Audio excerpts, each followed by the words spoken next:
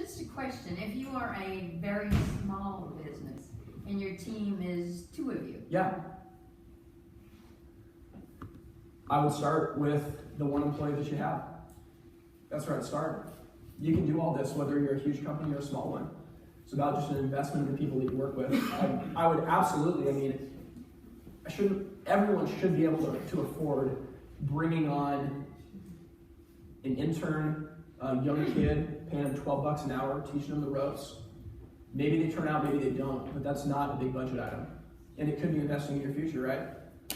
I mean, for me, like, I'm not as young as I used to be, but I'm 31, and it started, I was a punk kid playing in a rock and roll band, and all of a sudden my father-in-law calls me up. He was my father-in-law at the time, and he's like, I need some help. Can you just show up to work? And he's a great guy. He's kind of a man's man, a little bit rough around the edges sometimes, and I showed up in like cargo shorts and skate shoes, and we're installing a 400-pound wood insert. I had no clue what it was, and he just kept calling me back. And I was working at Starbucks at the time, and finally, after like 6 months coming to work for him every day, I was like, Lou, I gotta fill out a W-2. And he was like, why do you fill it? Like, I'll just keep calling you, just keep showing up to work. But he took a chance on me, and there's other people that have taken a chance on me. We can do the same thing with young people. So if you don't have them, hire them. And if you do have them, start to set that bar of accountability where you give them ownership in different things. And they're either gonna rise to the occasion or they're not, but it's way better to know that than have this middle ground where you're stuck doing everything, you have no time, and you complain about having bad employees. But I think you start small. You just start small. I don't know about anybody else, but we have a really hard time just finding employees, not knowing where, and the worst part of it is they don't have driver's licenses. We find the same thing. Where do we find employees that have driver's licenses that are young? Not in the bars. I mean, employment offices rather than running an ad, or? So I'll tell you this. So that question perfectly tees up something that we're going to talk about in a little bit. So we'll spend probably the better part of an hour talking about that in just a little while. But it's hard. I mean, the thing that when I hire, so like I've had the blessing of hiring my whole team. Generally speaking, I have not hired for industry experience. I've hired for character. A lot of the time, industry experience, it can be a good thing, it can be a bad thing. There can be people that are super set in their ways, they're not willing to change and mold and be a part of your team. I'm just frankly not interested in that. I would much rather have someone that's got the right character that I can grow and teach. And maybe they never become an A player, but man, if you got a company full of A players, they're not going to work for you for very long. They're going to go start doing it unless you can keep challenging them. So, I'm okay having some B and C players. That's perfectly okay to realize that. I think it's good to have a combination. So, yeah, I think you need a combination. And I just start with character. Who do you know? Who's your family know? 18 to 22-year-old kid that is looking for a possible career path that maybe has done some college, maybe not. I would start there, but we're gonna get really heavy into that in just a little bit because it's hard. That's hard. Yeah. I know on a whole different thing, looking for employees. My wife works as a veteran service officer, and it was always veterans getting out that they went straight into the military after high school. They have nothing to fall back once they get out because they were a grunt. Well, that doesn't translate into civilian. And so they're just looking for somebody to hire them. Yeah. And your most counties have a veteran service officer, and they have a list of people that are looking for jobs all the time. That's awesome. She's in Polk County, and she has probably 20 to 30 guys and females that are just looking for a job. So they hire them. And I think too with that, like the awesome thing about veterans is that, man, if you've got a good system in place, like they get system, they get process, they will buy in on that. I mean, for me, it's I've done ads on Craigslist, I've used friends of friends. I'll hire just about anybody.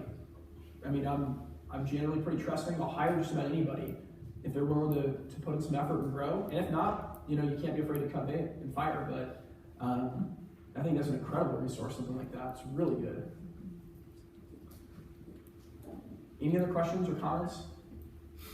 Yeah. Can you comment more on, you talked about scale. Yes. Tell us an example of how you go scale up from one thing to another in some kind of capacity.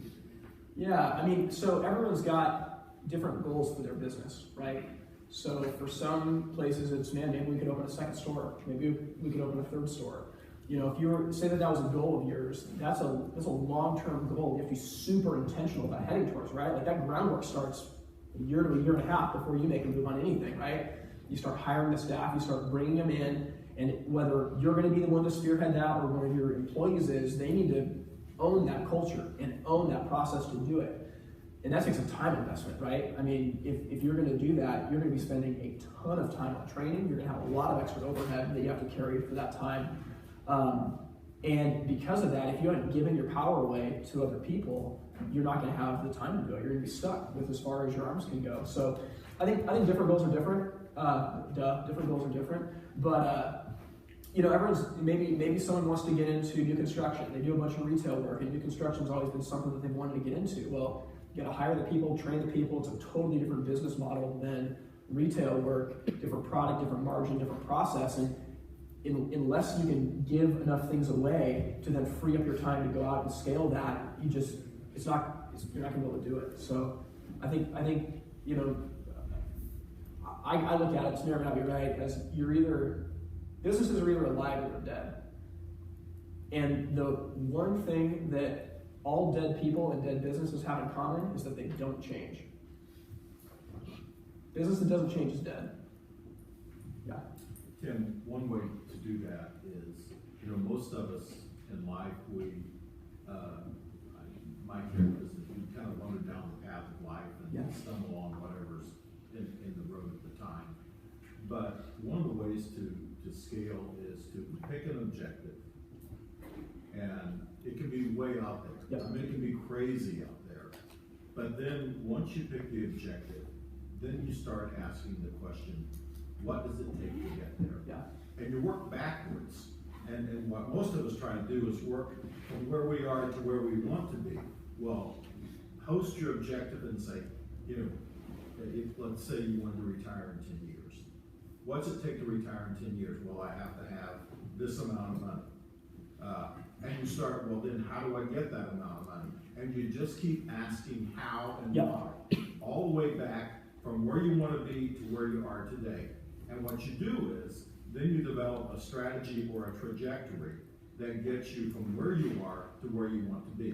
It's a really simple process, but most of us miss it because we are bound, our vision is bound by where we are today. Yeah. Rather than seeing where we could be in the future if we have a strategy to get there. It goes back to what you said about the financial advisor. Yeah. That's exactly what they do. They say, where do you want to be at 65 or 70?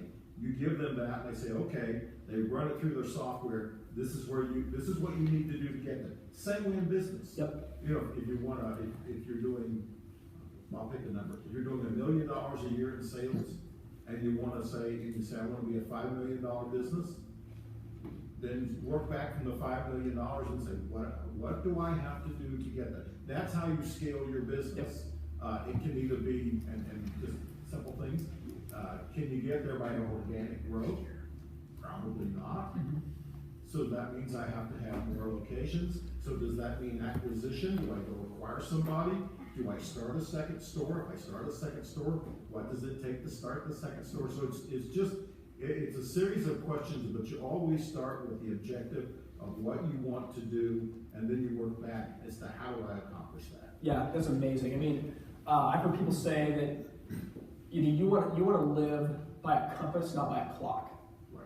You want a North Star that you're moving towards, and everything you do funnels you there. It might be a weird zigzaggy path to get there, but everything is pulling you towards that North Star.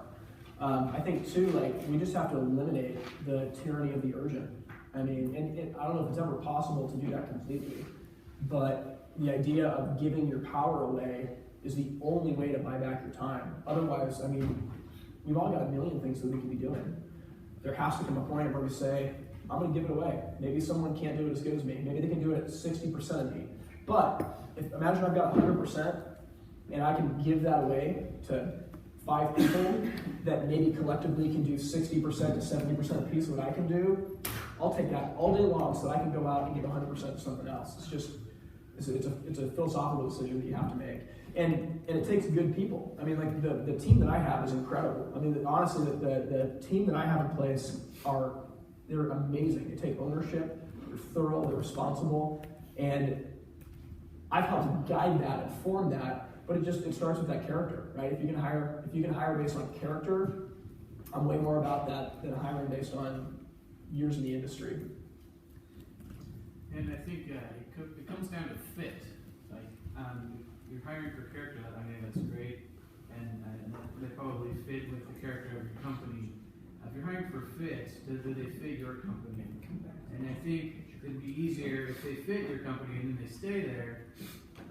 They're already bought in, right? Because they fit in there. Then it's going to be easier for you to give power away to someone that fits the company. Yep. I think that's another thing. Yeah, and that's a debate. You know, do you hire position players or do you hire athletes? In our case, we've hired a lot of athletes, and we'll find the fit for you. But you're right; there needs to be a fit. There needs to be a fit. But I think that, like, you know, give an example. We had a guy working for us. He worked for us for 3 years. He was in sales. You would never expect him to be a salesperson. Like the shyest, quietest guy ever. Super nice, super compassionate, super humble. He had like a 2.5-foot ponytail, and he was not who you'd expect for your stereotypical fireplace salesperson. He was into web development and computers. But for 3 years, he was awesome, and through coaching and development, he turned into a good salesperson. And some of the months that he had would shock you guys if I told you how much he sold. Now, he's not with us anymore because after 3 years, he took me out for lunch, and he's like, Tim, I got an opportunity to get into a web development school that guarantees me an internship. There's a 95% hire rate. And he was like, but I've never worked for a company like this before. And I was talking with him, and I was like, dude, you'd be crazy not to take it. Like, I'm glad I've been a part of your journey, but like, you got to do this. You got to do this. You know, I'll hire you back if you crash and burn, but like, having an openness to our employees that like, if you don't want it to be a career, that's fine. You know, just give me what you have, and I'll try to send you on my way the best way that I can. You know, I think that fit's huge, but I think that we can also maximize and just be realistic on if people are going to work for us forever or not.